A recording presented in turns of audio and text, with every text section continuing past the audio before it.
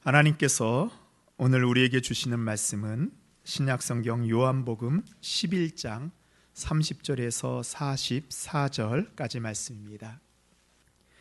예수는 아직 마을로 들어오지 아니하시고 마르다가 맞이했던 곳에 그대로 계시더라. 마리아와 함께 집에 있어 위로하던 유대인들은 그가 급히 일어나 나가는 것을 보고 곡하러 무덤에 가는 줄로 생각하고 따라가더니 마리아가 예수 계신 곳에 가서 배웠고 그 발 앞에 엎드려 이르되 주께서 여기 계셨더라면 내 오라버니가 죽지 아니하였겠나이다 하더라. 예수께서 그가 우는 것과 또 함께 온 유대인들이 우는 것을 보시고 심령의 비통이 여기시고 불쌍히 여기사 이르시되 그를 어디에 두었느냐 이르되 주여 와서 보옵소서 하니 예수께서 눈물을 흘리시더라. 이에 유대인들이 말하되 보라 그를 얼마나 사랑하셨는가 하며 그중 어떤 이는 말하되 맹인의 눈을 뜨게 한 이 사람이 그 사람은 죽지 않게 할 수 없었더냐 하더라.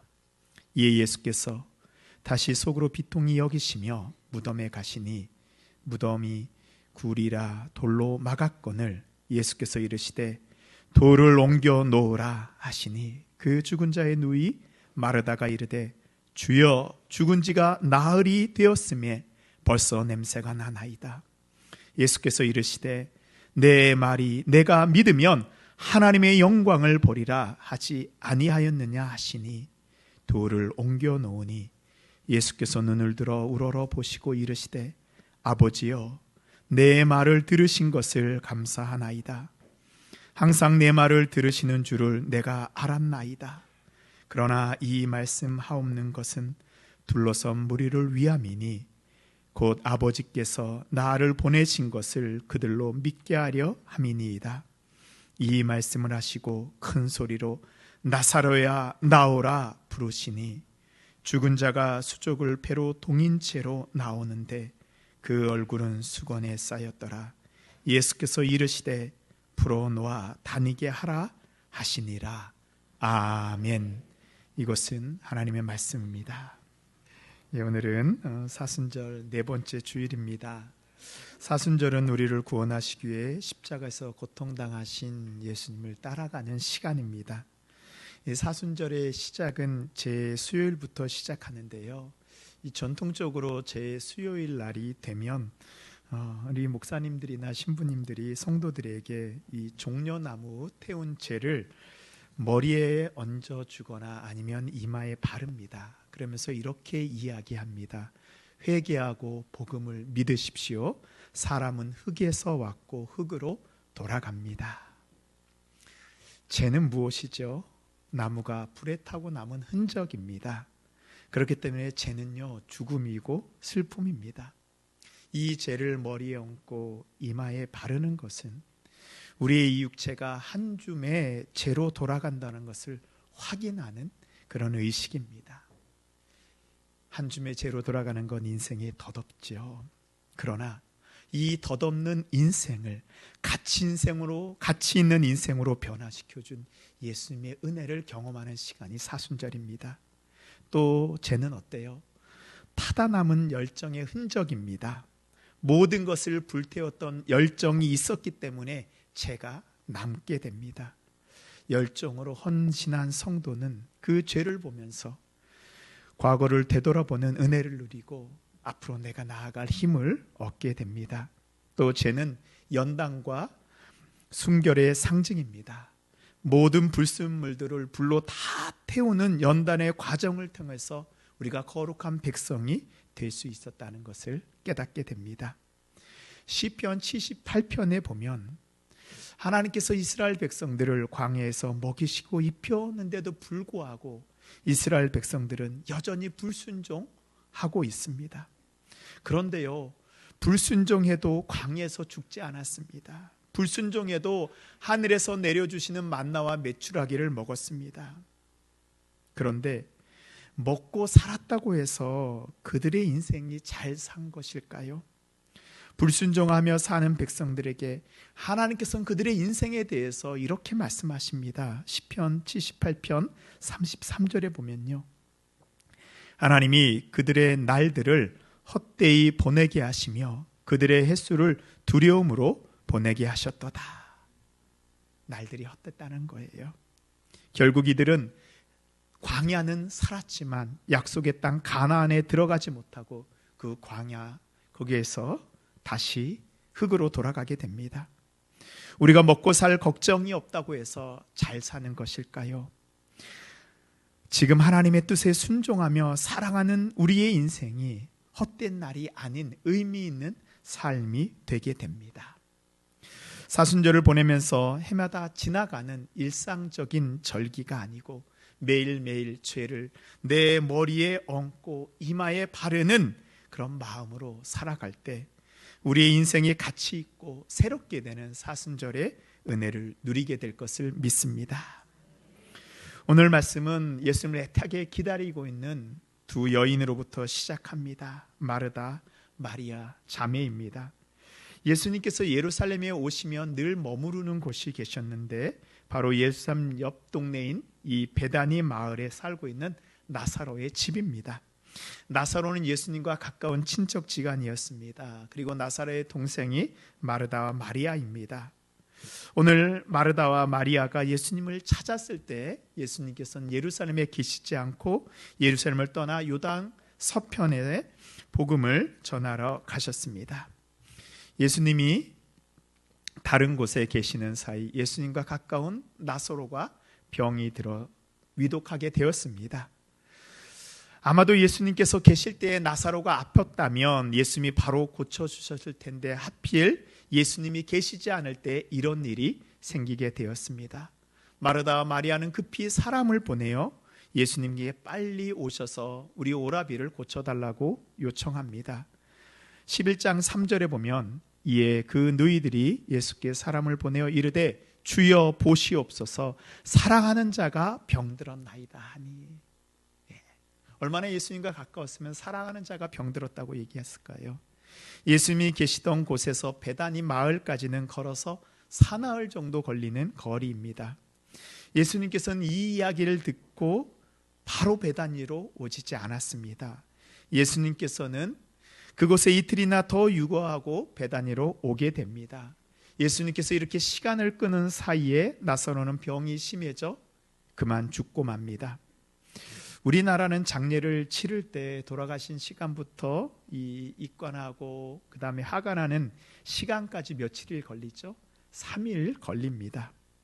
하지만 중동 지방은 날씨가 덥기 때문에 시신이 빨리 부패를 하게 됩니다.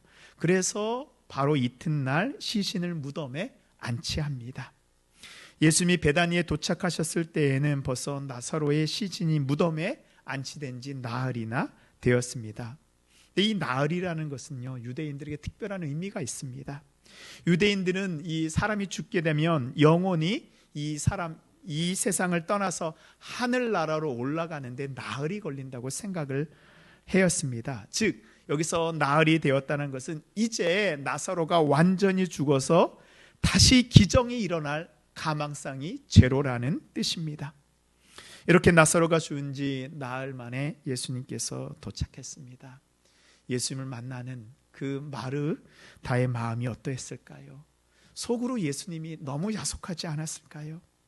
그래서 이렇게 얘기합니다. 21절 보면요, 마르다가 예수께 여짜오되 주께서 여기 계셨더라면 내 오라비가 죽지 아니하였겠나이다. 뭐예요? 예수님 왜 이렇게 늦으셨습니까? 예수님 조금만 빨리 오셨으면 우리 오빠 나사로의 병을 고치셨을 텐데 예수님이 늦게 오시는 바람에 우리 오빠가 죽었습니다. 마르다의 말이 맞는 것 같아요. 예수님이 조금만 빨리 오셨더라면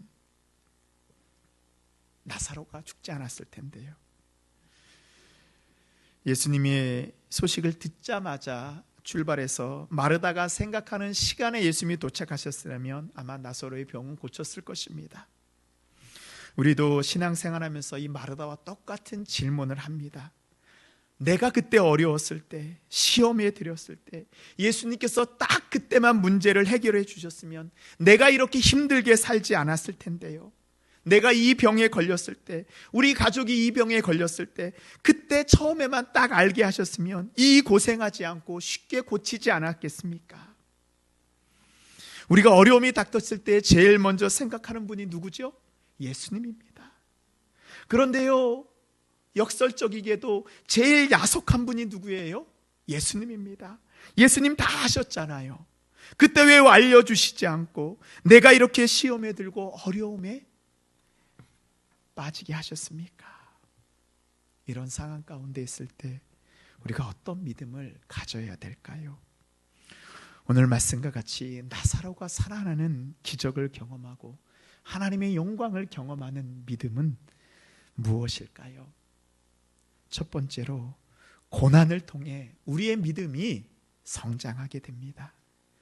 예수님이 베다니에 도착하셨을 때 나사로의 무덤은 이미 돌로 막혀져 있었습니다. 38절 보면 이에 예수께서 다시 속으로 비통히 여기시며 무덤에 가시니 무덤이 구리라 돌로 막았거늘. 무덤은 모든 것이 끝났다는 상징입니다. 세상에 어떤 힘 있는 사람도 무덤에 들어가면 다시 나올 수 없습니다. 피라미드가 아무리 크고 훌륭해도 그곳에서 나온 왕은 없습니다. 진시 황제가 그렇게 화려한 무덤을 만들었지만 진시 황제는 그곳에서 나오지 못했습니다. 무덤이 돌로 막혀 있다는 것은 이제 나사로와 그의 가족들에게 어떤 희망도 소망도 없다는 것의 상징입니다.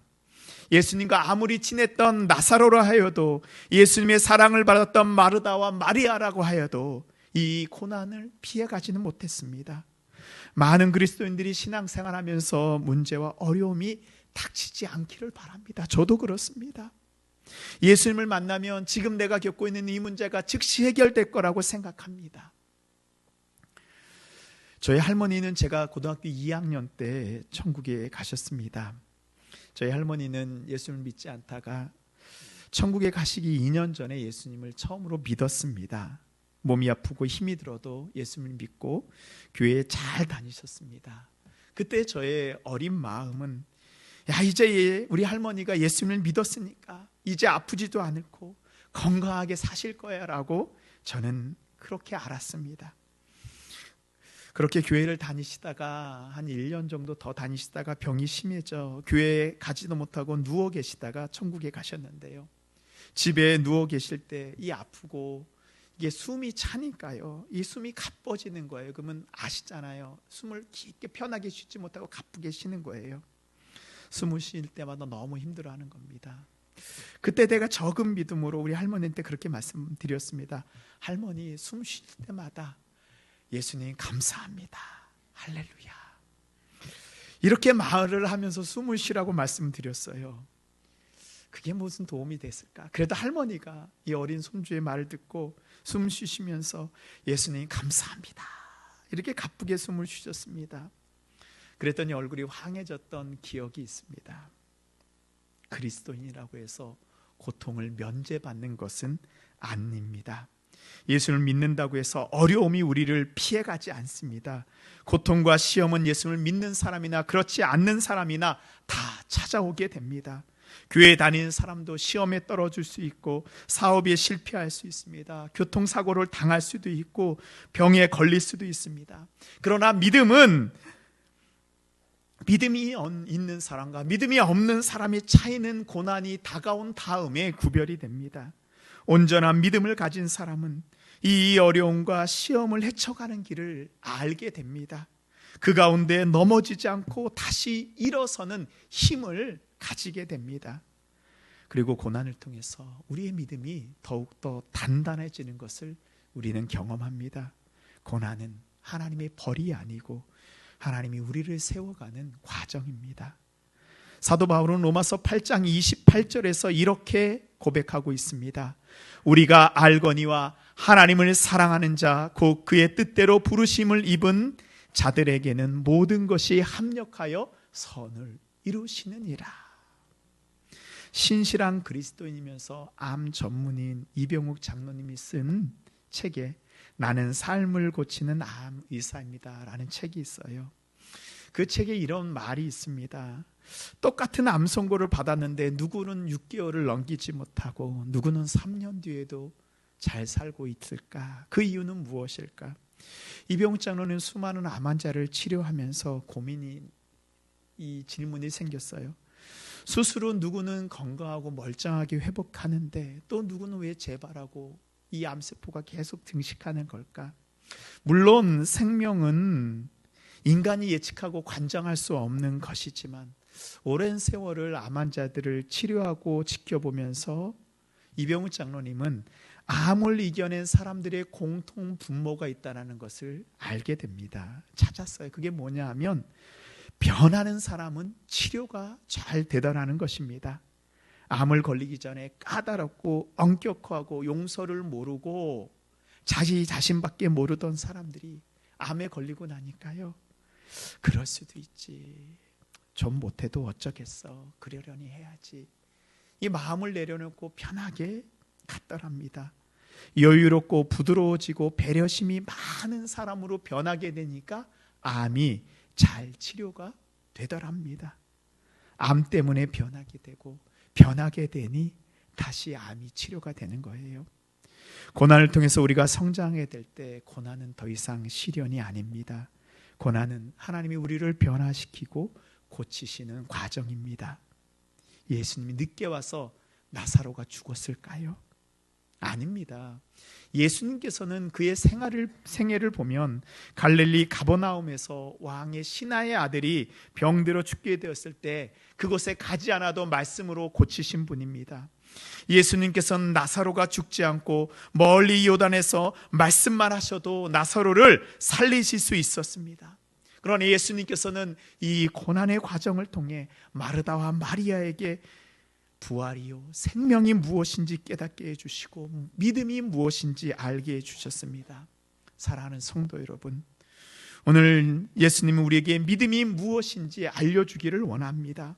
예수님이 오셔서 병을 고치고 사업이 잘 되고 어려움이 해결되는 기적을 일으키는 것, 이게 믿음의 전부가 아닙니다.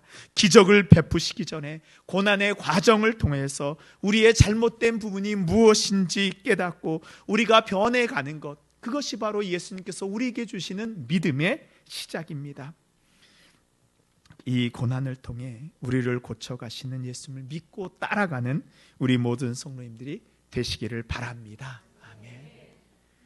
두 번째로 예수님께 요청하는 믿음을 가져야 됩니다. 나사로가 갑자기 병들게 되었습니다. 예기치 못한 이 일 앞에 마르다와 마리아는 어떻게 행동하고 있나요? 11장 3절을 보면 이에 그 누이들이 예수께 사람을 보내어 이르되 주여 보시옵소서 사랑하는 자가 병들었나이다 하니, 마르다와 마리아는 예수님께 사람을 보내어 나사로가 병들었으니 와서 고쳐달라고 요청합니다. 요즘에 우리는 무슨 일이 생기면 어떡하죠? 누구한테 연락해야 될 때, 그렇죠, 바로 핸드폰 들고 탁탁 전화하면 됩니다. 그 사람이 전화 안 받으면 어떻게 해요? 문자 보내고 카톡 보내면 다 됩니다. 예수님 지금 일이 생겼습니다. 빨리 와주십시오. 근데 2000년 전에는 그 나흘이나 떨어진 곳에 사람을 보내어 찾는 것이 쉬웠을까요? 아닙니다. 그런데 오늘 말씀해 보니까 마르다와 마리아는 문제가 생기자마자 바로 예수님께 사람을 보냅니다. 어떻게 이게 가능했을까요? 그것은 바로 마르다와 마리아는 평소에 예수님이 어디에 계셔서 무엇을 하고 계시는지 알 정도로 예수님과 가까운 사이였기 때문에 가능했습니다. 우리가 성경을 보면 예수님을 통해서 병에서 해결을 받고 문제가 해결되는 기적을 경험한 사람들이 있습니다. 근데 그 유형이 두 가지입니다. 먼저는 우연히 예수님을 만난 경우예요. 실로암 연못에서 눈을 뜬 맹인이 있습니다. 그 사람은 길 가다가 예수님을 우연히 만나 앞을 보는 기적을 경험했습니다. 베데스다 연못에 38년 된 병자는 예수님이 누구인지도 몰랐습니다. 움직이지도 못하고 누워있다가 우연히 예수님을 만났습니다. 그리고 38년 된 병에서 고침을 받았습니다. 수가성 사마리아 여인은 어땠가요? 우물가에 물 길렀다가 예수님을 만나 그의 삶이 달라졌습니다. 이렇게 우연히 예수님을 만나 고침받고 문제가 해결되는 경우도 있습니다. 그러나 또 다른 부류의 사람들이 있습니다. 이 사람들은 예수님이 누구인지 잘 알고 예수님과 연락할 수 있는 사람들입니다. 베드로의 장모가 열병으로 죽게 되었을 때 어떻게 하지요? 베드로는 예수님께 부탁하여 치료를 받게 됩니다. 누가복음 7장에 보면은 백부장의 종이 병들었을 때 백부장은 어떻게 했죠? 이 유대인의 장로를 통하여 자신의 종을 고쳐달라고 청하였습니다. 오늘 본문의 마르다와 마리아와 같이 예수님께 바로 요청할 수 있는 사람들입니다. 이런 두 부류의 사람들 모두 예수님을 통하여 은혜를 받았습니다. 그런데 어떤 것이 더 좋을까요? 우연히 예수님을 만나 고침을 받는 경우도 큰 은혜입니다. 오늘 이 자리에 우연히 이 자리에 오신 분도 있을 것입니다. 주님이 여러분들을 사랑하시어 오게 하신 거죠. 이것도 은혜입니다. 그러나 우리가 언제든지 예수님께 요청을 하고 우리의 문제를 아뢰일 수 있는 그런 사람은 어떨까요? 더 은혜 있는 사람입니다. 미국의 인디언들에게 복음을 전하고 29살이라는 짧은 생애를 마친 데이비드 브레이드 너드라는 선교사님이 계십니다. 이분은 이 미국의 영적 대각성 운동을 일으킨 조나단 에드워드 목사님을 변화시키고 영국의 부흥 운동을 일으킨 존 웨슬리를 변화시킨 그런 분입니다. 이분이 인디언들에게 전도를 하면서 그가 일기를 썼습니다. 우리에게 잘 알려져 있는 데이비드 브레이드의 일기입니다. 그 내용 가운데 이런 내용이 있습니다. 저녁이 되었다. 피곤하긴 했지만 얼마 동안 절실한 기도를 계속할 수 있었다. 밤이 깊어졌다. 온 밤을 기도에 깨어 있을 수 없다는 것이 서글펐다. 이 땅에서는 다 할 수 없지만 천국에서는 끊임없이 기도할 수 있는 생각에 위로를 받았다. 뭐예요? 예수님과 뜨겁게 기도했지만 이 밤이 다 새도록 기도할 수 없는 자신의 육신의 연약함이 아쉬웠다는 거예요.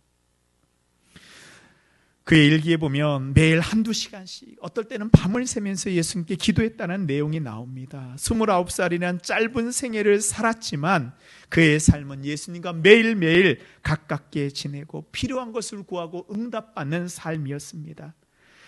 이런 사람을 통하여서 예수님의 능력이 나타나고 하나님의 영광이 드러납니다. 지금 여러분은 예수님과 어떤 관계를 가지고 있습니다. 가끔씩 연락해서 안부 묻는 정도로 그런 서먹서먹한 사이인가요? 아니면 하루에도 한두 시간씩 핸드폰을 붙잡고 통화하는 그런 친한 친구와 같이 가족같이 친밀한 관계입니까? 나사로가 살아나는 그적 뒤에는 언제든지 예수님을 만날 수 있고 예수님께 부탁할 수 있었던, 기도할 수 있는 사이였던, 멀리 있어도 달려와 줄 수 있도록 그런 부탁할 수 있는 마르다와 마리아의 믿음의 관계가 있었기 때문에 가능합니다. 지금 우리가 하나님의 놀라운 영광을 경험하고 싶다면 우연히 일어나는 기적을 유행처럼 기다리는 믿음이 아니고 매일매일 예수님과 기도하고 만나는 그런 믿음의 관계를 가져야 됩니다. 사랑하는 성도 여러분, 아직도 예수님이 어색하고 서먹서먹하신가요? 이제는 예수님과 더 가까운 사이가 되어야 됩니다. 예수님과 더 친하고 더 가까워해 주십시오. 기도를 통해서, 하나님의 말씀을 통해서 언제든지 예수님을 부를 수 있고 예수님께 간구할 수 있고 해결받을 수 있는, 기도가 응답받는 믿음의 성도님들 다 되시기를 바랍니다. 아멘. 이제 고난 가운데에서도 예수님께 언제든 요청할 수 있는 믿음을 가졌다면 마지막으로 예수님께 모든 것을 맡기는 믿음을 가져야 됩니다. 마르다 마리아가 예수님께 사람을 보냈지만 예수님과 제자들이 이틀을 더 유하고 오십니다. 그리고 이제 그곳에 예수님께서 출발하실 때 말씀하십니다.